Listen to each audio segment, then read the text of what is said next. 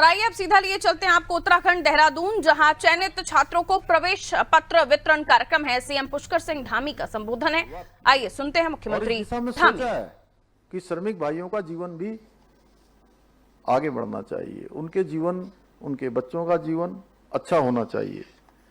हमारी राज्य सरकार भी प्रधानमंत्री जी के दूरदर्शी नेतृत्व में सबका साथ, सबका विकास, सबका विश्वास, सबका प्रयास, इस मूल मंत्र को आत्मसात करते हुए राज्य के अंतिम छोर में खड़े हुए व्यक्ति तक विकास की रोशनी को पहुंचाने का काम कर रही है कि हर व्यक्ति तक विकास पहुंचना चाहिए।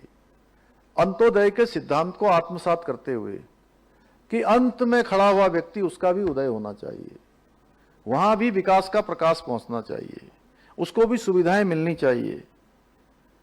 हमारी सरकार श्रमिकों को केवल एक श्रम शक्ति नहीं, बल्कि हम उन्हें उत्तराखंड की विकास शक्ति के रूप में मानते हैं कि वो हमारे केवल श्रम शक्ति नहीं है, बल्कि वो हमारी विकास शक्ति है।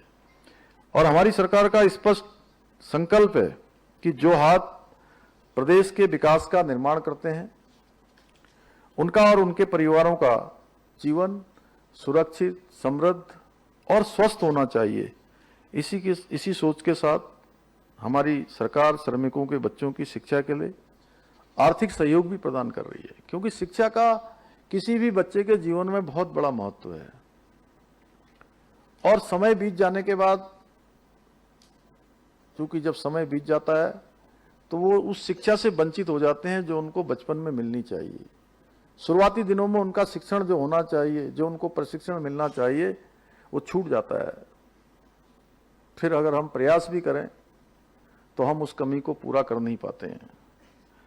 और वही महिला श्रमिकों, हम श्रमिक परिवारों को मातृत्व के दौरान बेहतर देखभाल और पोषण के लिए आर्थिक सहायता भी हम उपलब्ध करा रहे हैं।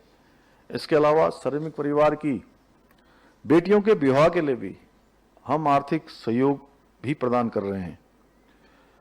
श्रमिकों को उनके कार्य के लिए आवश्यक औजार, साइकिल, सिलाई मशीन उपलब्ध कराकर उन्हें आजीविका की दृष्टि से भी और अधिक सशक्त बनाने का प्रयास भी कर रहे हैं कि वो अपना रोजगार स्वयं भी करें, स्वरोजगार उत्पन्न करें। इसके अलावा पंजीकृत जो निर्माण श्रमिक हैं, उनको अपना घर बनाने, खरीदने के लिए भी आर्थिक सहायता उपलब्ध कराई जा रही है।